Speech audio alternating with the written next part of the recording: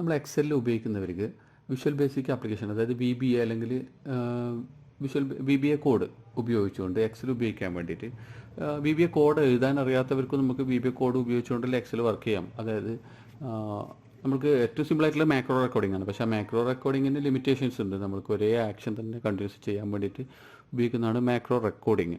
അതേസമയം visual basic code VBA code ഉപയോഗിച്ചുകൊണ്ട് നമുക്ക് ഒരുപാട് മണിക്കൂറുകൾ വേണ്ടുന്ന അല്ലെങ്കിൽ ഒരുപാട് ടൈം എടുക്കുന്ന പ്രോസസ്സ് നമുക്ക് സിമ്പിളായിട്ട് 1 ക്ലിക്കിൽ പൂർത്തിയാക്കാൻ പറ്റും. പിന്നെ മറ്റുള്ള ഒരുപാട് ഫീച്ചേഴ്സിന് വേണ്ടിയിട്ട് നമുക്ക് VBA കോഡ് ഉപയോഗിക്കാം. പക്ഷേ പലർക്കും VBA കോഡ് എഴുതാൻ അറിയില്ലായിരിക്കാം. എഴുതാൻ അറിയണം എന്നില്ല. എഴുതാൻ അറിയില്ല, മെല്ലെ പഠിച്ചാൽ മതി.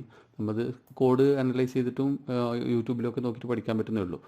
പക്ഷേ നമ്മൾക്കിപ്പോൾ ഒരു കോഡ് VBA കോഡ് കിട്ടി, നമ്മുടെ കയ്യിലുണ്ട്. ഫോർ എക്സാമ്പിൾ ഞാനിവിടെ ഒരു ഉദാഹരണം കാണിക്കുന്നത് നമ്പറിനെ, അതായത് ഇപ്പം ഞാനിവിടെ 1956 എന്നടിക്കുകയാണ്. നമ്പറിനെ അടിച്ചു കഴിഞ്ഞാൽ എനിക്ക് ഈ കോളത്തിൽ ഓട്ടോമാറ്റിക്കായിട്ട്, അതായത് ഇവിടെ ഡിജിറ്റ്സ് ആണ്, ഓക്കെ, ഇവിടെ ഡിജിറ്റ്സിലാണ് ഞാൻ അടിക്കുന്നത്, ഇവിടെ വേർഡ്സിലേക്ക് വരണം. ഓക്കെ, അതിന് വിഷ്വൽ ബേസിക് കോഡ് ഉപയോഗിച്ചുകൊണ്ട് ചെയ്യുന്നത് എങ്ങനെ, അത് നമ്മൾ, അതായത് വിഷ്വൽ ബേസിക് കോഡ് നമ്മൾ ചെയ്യുന്നില്ല, ഓക്കെ, നമ്മൾ എഴുതുന്നില്ല, നമ്മൾക്ക് അറിയില്ലാതിരിക്കും. ഓക്കെ, അറിയാത്ത ഒരാളാണ്. പക്ഷേ മറ്റൊരാൾ ചെയ്ത കോഡ് നമ്മൾക്കറിയാം, നെറ്റിൽ കിട്ടിയിട്ടുണ്ട്. ഞാനിവിടെ ഒരു കോഡ് എടുത്ത് വെച്ചിട്ടുണ്ട്. അതൊരു സൗദി അറേബ്യയായിട്ട് ബന്ധപ്പെട്ടൊരു കോഡാണ്. അതായത് സൗദി അറേബ്യയിലെ കറൻസീൻ്റെ വാല്യൂ ആണ്, റിയാലൊക്കെയാണ് കാണിക്കുക.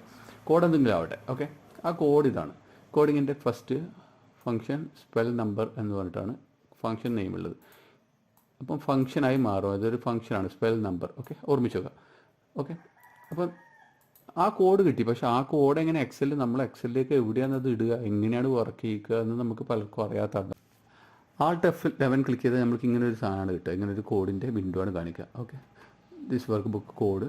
Okay, Visual Basic for application, Microsoft Visual Basic for application book 1 നമ്മൾ എക്സൽ ഫോം. ഓക്കെ, ഇവിടെ VBA project number 2 words split add ins Excel. ഇത് വേറെയാണ്, ഇത് ഉണ്ടാവില്ല. കാരണം ഇത് ഞാൻ മുമ്പേ ചെയ്ത് വെച്ചതുകൊണ്ടുള്ളതാണ്, എൻ്റെ ആപ്പ് ഉള്ളതുകൊണ്ടാണ്. ഓക്കെ, നമ്മൾക്ക് ഇവിടെ ഇൻസേർട്ട് മൊഡ്യൂൾ എന്ന് പറഞ്ഞിട്ട് ഒരു സാധനം, ഈ ഇൻസേർട്ട് മൊഡ്യൂളിൽ അടിക്കുക. ഓക്കെ,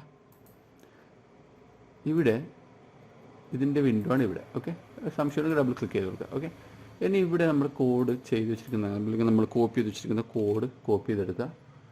ശേഷം അവിടെ പേസ്റ്റ് ചെയ്യുക. ഓക്കെ, അവിടെ പേസ്റ്റ് ചെയ്യുക.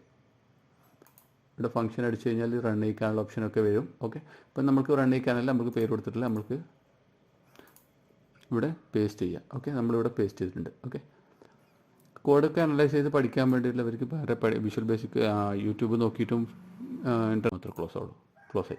ഇവിടെ ചെയ്യുമ്പോൾ അറിയാം, ഇവിടെ നമുക്ക് വേർഡിങ്സ് ഓട്ടോമാറ്റിക് വരണം എന്ന് പറഞ്ഞു. നമ്മൾക്കറിയാം നമ്മൾ ആ കോഡിൻ്റെ കണ്ടത് എന്താണ്, F11 അടിച്ചപ്പോൾ കണ്ടത് ഈസിക്കൽ ടു സ്പെൽ നമ്പർ എന്നാണ്. അത് ഈ നമ്മൾ ഫംഗ്ഷൻ അടിക്കുമ്പോൾ ഈസിക്കൽ ടു അടിക്കുന്നു. പിന്നെ സ്പെൽ നമ്പർ എന്നാണ് ആ ഫംഗ്ഷൻ കണ്ടത് അല്ലേ. കോഡിൽ സ്പെൽ നമ്പർ അടിക്കുക. ആ സ്പെൽ നമ്പർ അവിടെ വന്നിട്ടുണ്ട്, അത് അടിക്കലോടുകൂടി. ഇനി ഒരു ടാബ് അടിക്കുക. ഓക്കെ, അതിലേക്ക് ടൈപ്പ് ചെയ്താൽ മതി. ഇതേപോലെ ടൈപ്പ് ചെയ്യുക, അല്ലെങ്കിൽ ടാബ് അടിക്കുക, ഇത് എളുപ്പത്തിന് വേണ്ടിയിട്ട്. ഇനി ഇവിടെ ഈ കോളം ക്ലിക്ക് ചെയ്യുക. സ്പെൽ നമ്പർ ബ്രാക്കറ്റിനുള്ളിൽ ഈ കോളം, അതായത് F9 വേണം. ഓക്കെ, ഇനി ബ്രാക്കറ്റ് ക്ലോസ് ചെയ്യുക, അല്ലെങ്കിൽ എൻ്റർ അടിക്കുക. ഇപ്പം നമ്മൾ കേട്ടോ അവിടെ ഓട്ടോമാറ്റിക്കലി വന്നു.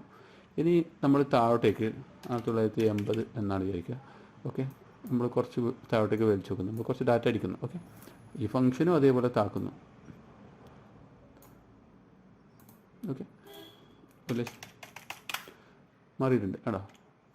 അപ്പം ഇത്ര സിമ്പിളാണ്. അതായത് നമ്മൾ ഒന്നും ചെയ്തിട്ടില്ല, വേറെ ആരോ ചെയ്ത കോഡ് നമ്മൾ പേസ്റ്റ് ചെയ്തിട്ട് ഉപയോഗിക്കണം. ഇതേപോലെ തന്നെ ഒരുപാട് ഷീറ്റുകൾ, ഇപ്പോൾ ഒരുപാട് ഷീറ്റുകൾ എന്ന് വിചാരിക്കുക, ഒരേ ഫോർമാറ്റിലുള്ള ഒരുപാട് ഷീറ്റുകളുണ്ട്. ആ ഷീറ്റിലൊക്കെ ഡാറ്റ കൺസോളിഡേറ്റ് ചെയ്യണം എന്ന് വിചാരിക്കാം. ഓക്കെ, അതിന് വേണ്ടിയിട്ടുള്ള കോഡ് നമ്മൾ ഗൂഗിൾ ചെയ്താൽ നമ്മൾ എഴുതണ്ട, നമ്മൾ ഗൂഗിൾ ചെയ്താൽ കിട്ടും.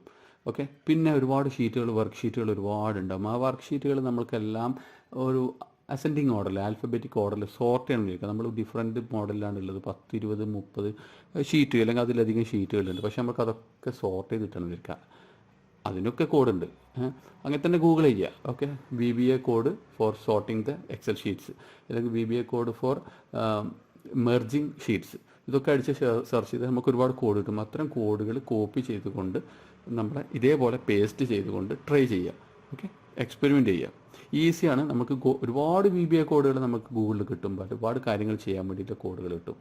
ഓക്കെ, അത് ചെയ്ത് പേസ്റ്റ് ചെയ്ത് പഠിക്കുക. അതോടൊപ്പം നമ്മൾ സ്വയം കോഡ് ഉണ്ടാക്കാൻ പഠിക്കാം. പിന്നെ മറ്റൊരു മെത്തേഡാണ്, ഫോർ എക്സാമ്പിൾ ഞാനിവിടെ ഒരു കളർ ഇത് ഇവിടെ ഇതൊക്കെ ബോൾഡാക്കാൻ വേണ്ടിയിട്ട് ഇതിപ്പം ബോൾഡാക്കാം. ഇത് ബോൾഡാക്കുന്ന ഒരു കോഡ് ഉണ്ടാക്കണമെന്നുണ്ടെങ്കിൽ നമുക്ക് എന്ത് ചെയ്യാൻ പറ്റും? നമ്മൾ അതിൻ്റെ കോഡ് പഠിക്കണ്ട, ഞാൻ ചെയ്യാം. വ്യൂവിൽ പോവാം, മാക്രോ റെക്കോർഡിംഗ് എടുക്കുക. ഓക്കെ, മാക്രോ റെക്കോർഡിംഗ് എടുക്കുക. ഞാൻ ഷോർട്ട് കട്ട് കൊടുക്കുന്നില്ല. ഓക്കെ ഓക്കെ അപ്പം മാക്രോ റെക്കോർഡിംഗ് തുടങ്ങിയിട്ടുണ്ടാകും. ഇവിടെ സെലക്റ്റഡ് ആണ്. ഇനി ഞാൻ ഹോം പോയിട്ട് ബോൾഡാക്കുന്നു. ഓക്കെ, ഫോണ്ടും കൂടെ ഞാൻ മാറ്റുന്നു. ഓക്കെ, ഫോണ്ട് മാറ്റുന്നു. ഇനി മാക്രോ തന്നെ വീണ്ടും പോയി സ്റ്റോപ്പ് റെക്കോർഡിംഗ് അടിക്കും. ഓക്കെ, ഇപ്പം ഞാൻ ചെയ്തത് ഫോണ്ട് മാറ്റി ബോൾഡാക്കിയിട്ടുണ്ട്. ഇനി ആ മാക്രോ ഇവിടെ വെച്ചുകൊണ്ട് ആ മാക്രോ വ്യൂ മാക്രോ അടിച്ചാൽ വ്യൂ മാക്രോ കാണും. അത് റണ്ണ് ചെയ്യിച്ചാൽ ഇപ്പം മാക്രോ വേണമെന്നാണ്, അത് റണ്ണ് ചെയ്യിച്ച് കഴിഞ്ഞാൽ അത് ബോൾഡായി. ഇത് കാണാം, ഇവിടെ വെച്ചാൽ അത് റൺ ചെയ്താൽ അത് ബോൾഡായി, സെയിം ആയി. ഇനി മൊത്തം സെലക്ട് ചെയ്ത് വെച്ചിട്ട് മൊത്തം അത് റൺ ചെയ്യിച്ചാൽ മൊത്തം ബോൾഡായി. എന്താ സംഭവിക്കുന്നത് പറഞ്ഞാൽ അത് റെക്കോർഡായി. അപ്പം നമ്മൾ അങ്ങനെ റെക്കോർഡ് ചെയ്ത ശേഷം അതിനെ കോഡാക്കി മാറ്റണമെങ്കിൽ നമ്മളത് വ്യൂ മാക്രോ എടുത്ത് ഇവിടെ ഒരു എഡിറ്റ് ഓപ്ഷൻ ഉണ്ട്, എഡിറ്റ് അടിക്കുക. നമ്മളിപ്പോൾ ചെയ്ത റെക്കോർഡ് ചെയ്ത മാക്രോ എന്താണ് അതിൻ്റെ പിറകിൽ അത് കോഡിങ് സിസ്റ്റം ഉണ്ടാക്കിയിരിക്കുന്നതിൻ്റെ തെളിവാണ്. Selection dot font dot bold, ആ ഫോണ്ട് സെലക്ട് ചെയ്യുന്നു. സെലക്ഷൻ ഫോണ്ട് ഏത് ഫോണ്ടാണ് നമ്മൾ സെലക്ട് ചെയ്യുന്നത്, പേര് വന്നു, സൈസ് എത്രയെന്നൊന്നും, ബോൾഡാണ്, സ്ട്രൈക്ക് ത്രൂ ഫോൾസ് ആണ്, സൂപ്പർ സ്ക്രിപ്റ്റീവ് ആണ്, വേണ്ട, അതൊന്നും വേണ്ട, ഷാഡോ വേണ്ട. ഓക്കെ, അണ്ടർലൈൻ ഉണ്ടോ, അത്